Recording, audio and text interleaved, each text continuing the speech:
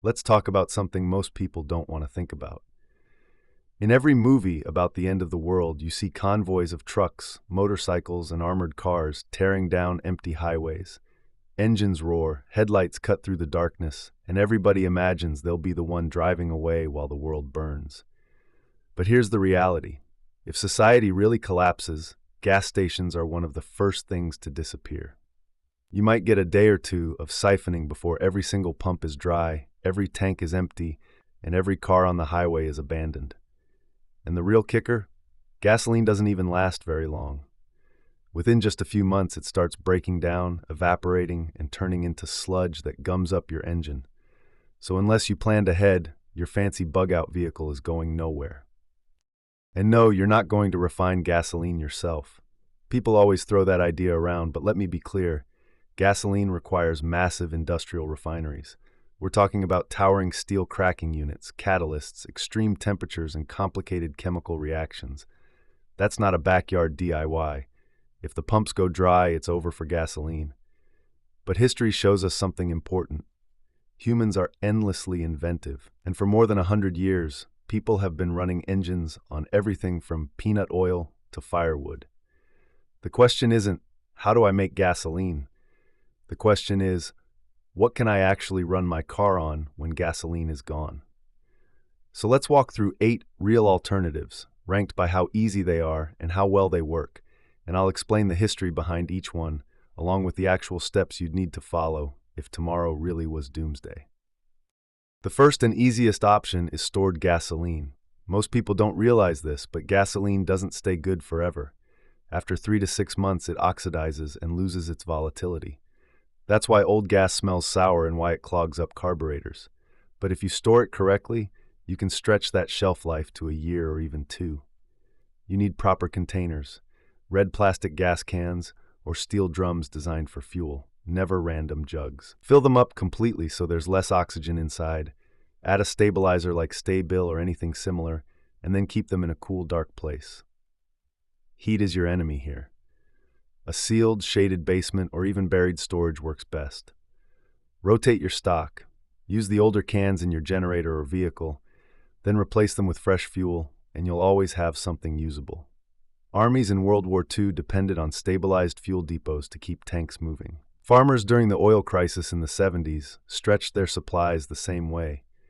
It's not glamorous, but it's hands down the easiest way to guarantee you'll have fuel when others don't. Now, once the gasoline is gone, diesel engines suddenly look like the smartest choice in the world. Diesel naturally stores longer, about 2 years on its own, and longer with additives. But here's where it gets really interesting. You can actually make biodiesel yourself.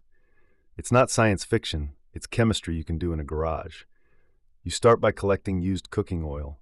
In a collapse, that means raiding restaurant fryers, scavenging food plants, or even saving your own. You filter it first, running it through cloth or fine filters to get out crumbs and water.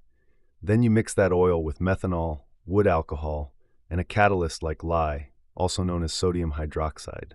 The process is called transesterification, and it breaks the fat molecules apart. Stir it, let it settle, and after a while you'll see 2 layers.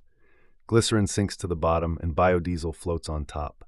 You drain off the biodiesel, wash it with water to clean out leftover chemicals, and let it dry.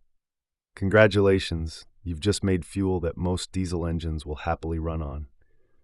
This isn't new either. Rudolf Diesel himself designed his first engines to run on peanut oil back in the 1890s. In fact, small workshops all over the world are still doing this. In the early 2000s, people drove grease cars that ran almost entirely on restaurant fryer oil turned into biodiesel. If you've got a diesel vehicle, this is one of the most reliable apocalypse fuels out there. But what if you don't have diesel? That brings us to alcohol fuel, ethanol. If you can make moonshine, you can make fuel. The process is surprisingly straightforward, just time-consuming. You pick your crop, corn, fruit, potatoes, sugarcane, anything with starch or sugar works. Mash it up, add water and yeast, and let it ferment for a week or 2 until the sugars convert to alcohol. Then you distill it. Heat it slowly so the alcohol vaporizes, collect it as it condenses, and filter it. The higher the proof, the better it works as fuel.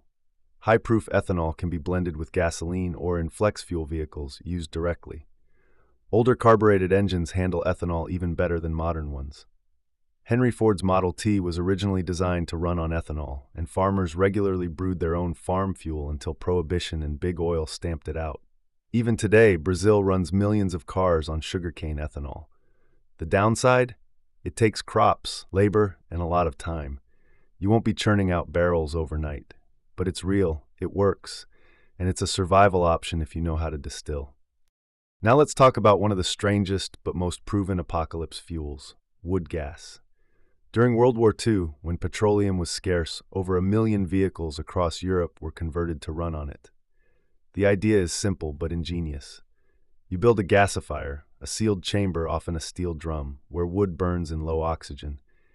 That smoldering doesn't create flames, but it does release gases like carbon monoxide, hydrogen, and methane. Those gases are flammable. You run them through filters, gravel, cloth, even water, to cool and clean them, and then pipe them into your engine's intake. It's basically turning firewood into vapor fuel. Farmers ran tractors, buses, even military vehicles this way. The downside is obvious. It's bulky, inefficient, and you'll constantly be feeding logs into your rig. But if you live near forests, it's unlimited.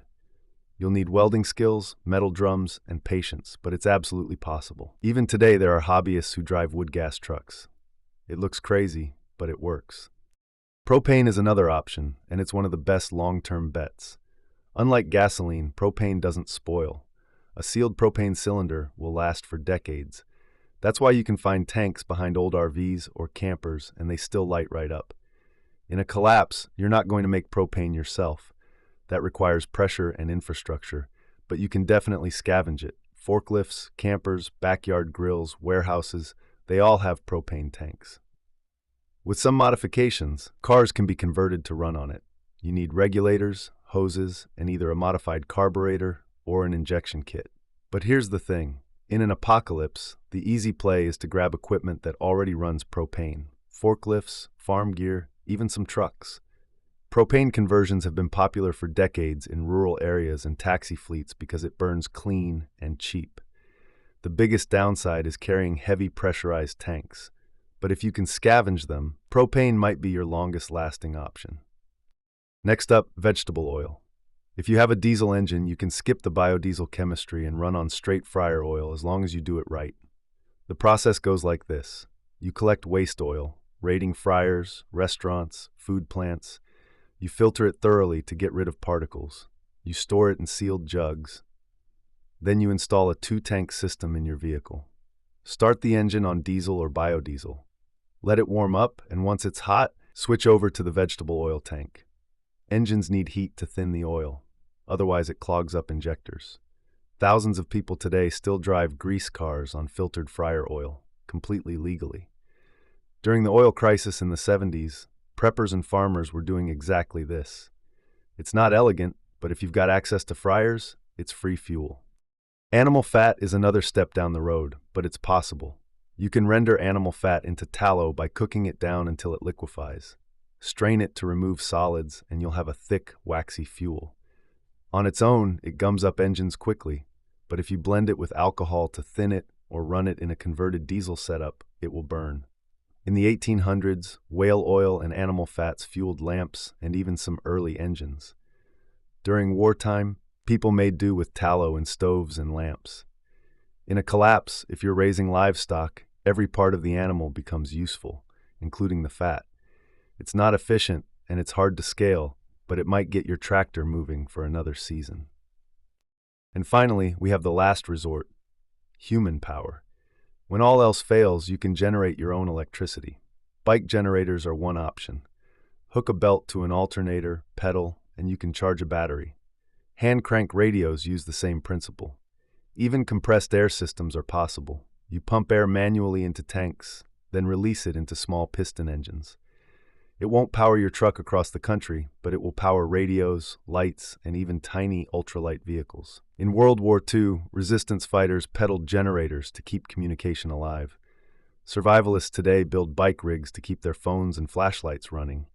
It's not practical for cars, but in a survival situation, keeping even a small system alive can mean everything.